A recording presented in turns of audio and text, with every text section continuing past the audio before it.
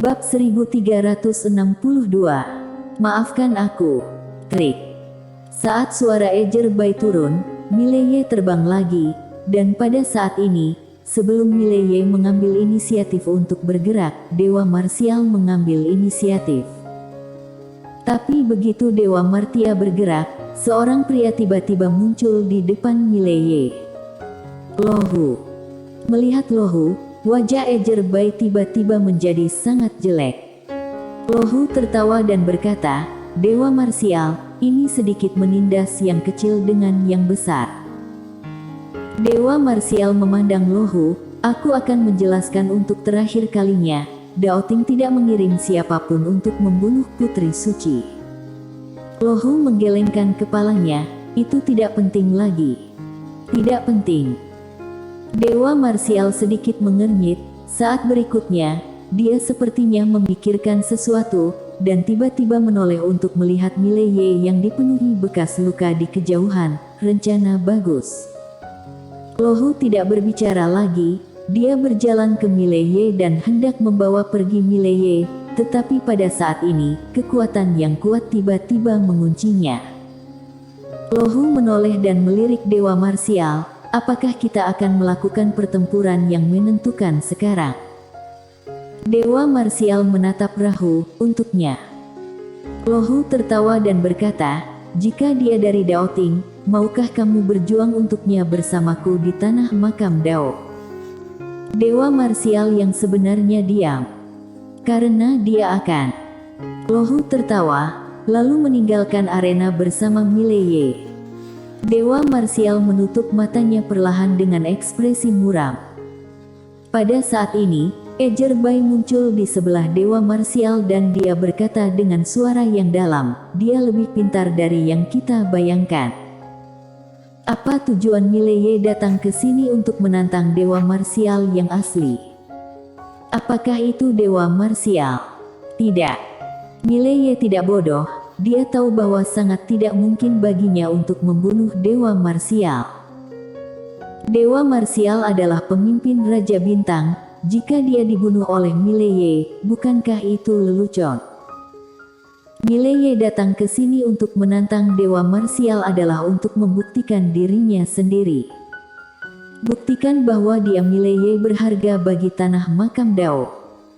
Dulu, beredar kabar bahwa Mileye adalah seorang penjahat, namun apa kekuatannya, tanah makam Dao tidak diketahui. Dan sekarang, tempat makam Dao tahu. Ini yang dikatakan Lohu, tidak peduli apakah Dao Ting memiliki putri dewa pembunuh atau tidak. Karena tanah makam Dao melindungi Mileye sekarang, itu karena Mileye berharga, bukan karena putri suci. Ketika seseorang berharga, orang lain akan bersedia berinvestasi padamu. Sederhananya, meskipun Mileye dan putri suci menikah, tanah makam Dao tidak mengakui identitas pernikahan itu, dan sekarang, tanah makam Dao mengakuinya. Setidaknya diakui secara dangkal. Dunia memang seperti ini, kalau kamu memiliki nilai, semuanya sangat bersahabat denganmu. Dan jika kamu tidak berharga, kerabat dekatmu mungkin akan membencimu. Di tengah lapangan, Ejerbai berkata lagi, dia tahu bahwa dia tidak bisa bersaing dengan Dao Ting, jadi dia harus mengandalkan tanah makam Dao. Dengan rangkaian operasinya, aku tidak memiliki kesempatan untuk berdamai antara Dao Ting dan tanah makam Dao. Kami tidak memiliki cara untuk mundur untuk menghadapinya dan alam semesta 5 dimensi. Saat dia berbicara, matanya perlahan tertutup. Tidak hanya itu, selama dia cukup baik dan terus melawanku, Dao Ting, bahkan jika tanah makam Dao tahu bahwa dia membunuh putri suci, tanah makam Dao akan pura-pura tidak tahu, dan akan mengatakan bahwa Dao Ting yang membunuhnya. Nilainya telah melampaui putri suci. Dewa Marsial tiba-tiba berbisik pelan, tanah makam Dao makam Tao akan melatihnya. Ejerbai mengangguk, ekspresinya sangat muram. Jika Mileye saat ini dilatih oleh tanah makam Dao, maka dia akan menjadi seperti harimau dengan sayap tambahan. Dengan bakatnya, bahkan dia bisa membunuh dewa marsial tidak lama lagi. Ejerbai menggelengkan kepalanya dan menghela nafas. Awalnya, dia berpikir bahwa setelah Saferangmu meninggal, akan lebih mudah bagi Daoting untuk membunuh Mileye, tetapi sekarang, segalanya menjadi lebih sulit. Ejerbai tiba-tiba bertanya, "Di mana si jubah putih?" Dewa marsial berkata, "Di kedalaman jurang surgawi, dunia langit." Ejerbai berkata dengan lembut, "Biarkan dia kembali." Dewa marsial mengangguk, dan berkata dengan lembut, "Ejerbai, pergi dan mintalah keputusan untuk membiarkan semua master yang retret di Daoting untuk keluar." Ekspresi Ejerbai berubah, "Ini."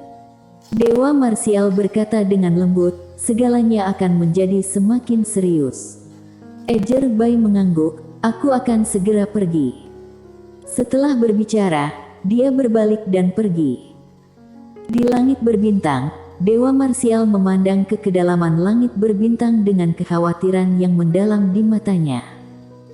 Gundukan jalan kota Makam Dao. Di dalam kamar, Mileye sedang berbaring dengan tenang, tubuhnya pulih dengan cepat. Pada saat ini, pikiran Mileye penuh dengan pertempuran sebelumnya dengan Dewa marsial. Sejak awal, dia ditekan oleh lawan baik dari segi kekuatan maupun kesadaran tempur. Pada saat ini, dia sangat merasa bahwa pengalaman tempurnya sangat tidak mencukupi. Dewa marsial yang sebenarnya tidak mencapai alam Taoisme, tetapi pihak lain sama sekali berbeda dari beberapa alam Yudao yang dia temui. Seorang master alam Yudao yang muncul melalui pertempuran benar-benar menakutkan. Tantangan lompatan juga dibagi menjadi orang. Saat ini, suara Adelina Ye tiba-tiba terdengar di kepala Mileye, "Apa rencanamu selanjutnya?"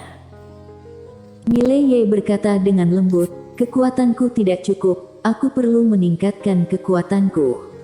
Dan tempat ini hanya cocok untuk meningkatkan kekuatanku." Adelina Ye berkata dengan suara yang dalam, "Aku bisa merasakannya sebelumnya, bahwa Dewa marsial sangat ingin membunuhmu. Jika kamu tetap di sini, Daoting pasti marah padamu." Mileye mengangguk, "Aku tahu." Adelina Ye ragu untuk berbicara. Mileye tersenyum dan berkata, "Jangan khawatir, Adelina, aku akan berhati-hati dalam melakukan sesuatu." Adelina Ye menghela nafas dengan suara rendah. Mileye saat ini sebenarnya sedang bermain api, karena baik Daoting maupun tanah makam Dao bukanlah tunggul yang bagus. Mereka tidak dapat membiarkan Mileye memainkannya di telapak tangannya. Dapat dikatakan bahwa Mileye akan menjadi bencana jika dia tidak hati-hati. Tapi Mileye harus bermain seperti ini lagi. Karena situasi saat ini, jika Mileye tidak bermain seperti ini, begitu Daoting mencapai semacam kesepakatan dengan tanah makam Dao, maka dia dan alam semesta 5 dimensi akan hilang selamanya. Setengah jam kemudian, luka Mileye telah pulih sepenuhnya, lalu dia meninggalkan kamarnya di kota makam Dao ini. Ada aura yang kuat di mana-mana.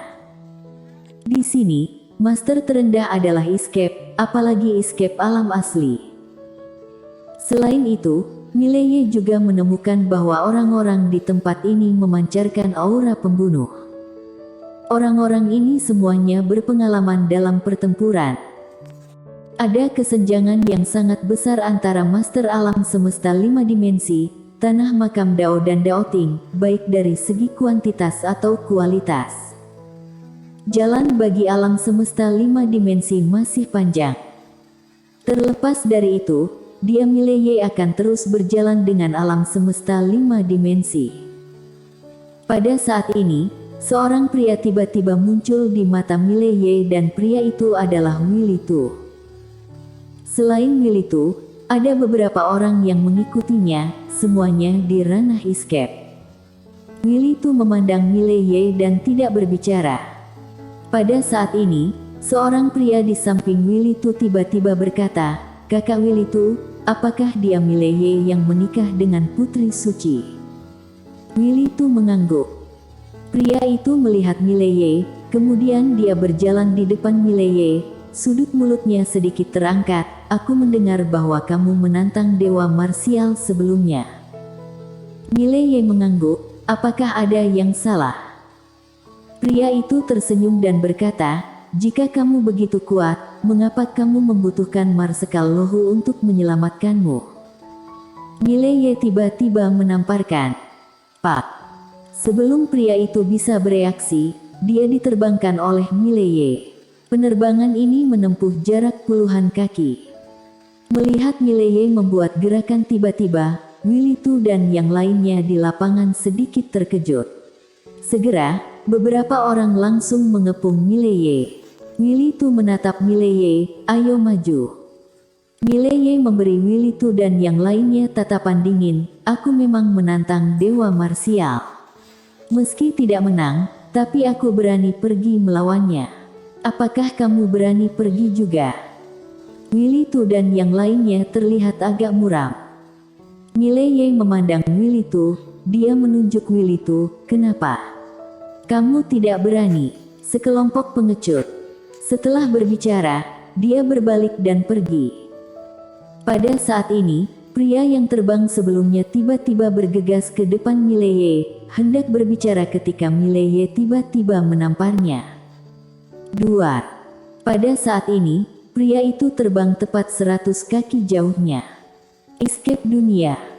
Wilitu dan yang lainnya di lapangan tercengang. Terutama Wilitu, dia mengetahui bahwa Mileye sangat kuat, tapi dia tidak tahu seberapa kuat Mileye. Mileye tiba-tiba berjalan ke arah pria yang ditamparnya, lalu dia menginjak dada pria itu, menantangku. Apakah kamu layak? Pria itu menatap Mileye, beraninya kamu menghinaku. Mileye tiba-tiba meninju wajah pria itu. Duar. Kepala pria itu langsung meledak. Jiwa spiritual hilang. Melihat pemandangan ini, wajah Wilitu dan yang lainnya yang hendak bergerak tiba-tiba berhenti. Mileye membunuh seorang pria. Ini adalah sesuatu yang tidak mereka duga sama sekali.